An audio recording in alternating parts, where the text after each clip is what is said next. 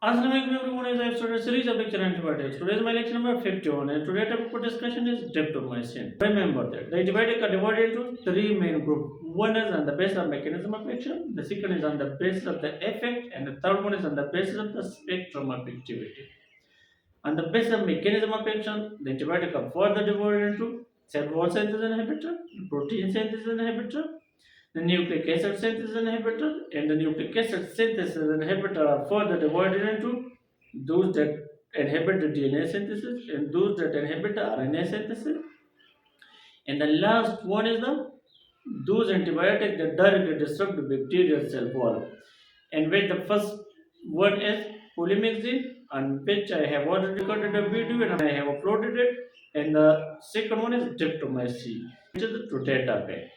So remember that the daptomycin is a cyclic lipopeptide. It has a fatty acid chain attached to a cyclic compound. So it is a cyclic lipopeptide and it is bactericidal in action. And remember that it is a narrow spectrum antibiotic effective against only gram-positive bacteria.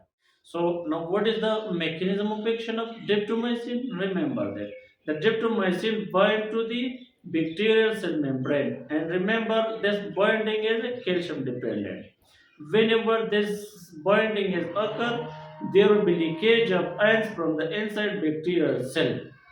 Whenever this leakage is occur, there will be a global metabolic shutdown inside the bacterial cell. As a result, the DNA synthesis Will we stop? DNA synthesis Will we stop? and the protein synthesis will also Stop. so remember that whenever these metabolic processes are inhibited, the bacterial cell will no longer alive and it will be die. So it is a bactericidal in action. Now what is the spectrum of activity of this antibiotic? Remember that as I have already stated previously that it is a narrow spectrum antibiotic. It is effective against only gram-positive organism. The gram-positive organism may be methicillin resistant Staph aureus. It may be vancomycin resistant enterococci. It is also effective against streptococci. But remember that it doesn't use for the treatment of pneumonia, which I will discuss later in this video that why it is not used for the treatment of pneumonia. Remember that it belongs to the cyclic lipopeptide class of antibiotics.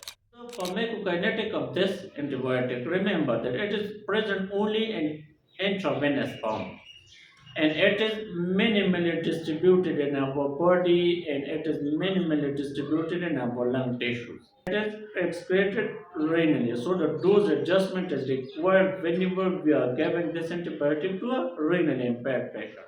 Now, what are the adverse effects of this drug?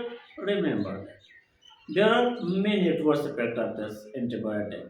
The first one adverse effect, there may be muscle pain, there may be diarrhea. Second adverse effect of this drug is myopathy. Third one is rhabdomyolysis, which may increase the creatinine phosphokinase level in our body. So whenever you are going to prescribe a daptomycin to a patient, you should to monitor CPK level from the blood of the patient. So in the next video, I will talk about on the clinical use of the daptomycin. So stay connected to my channel and don't forget to subscribe, like and share as I will upload other videos of antibiotic on this channel. So thanks for watching the video.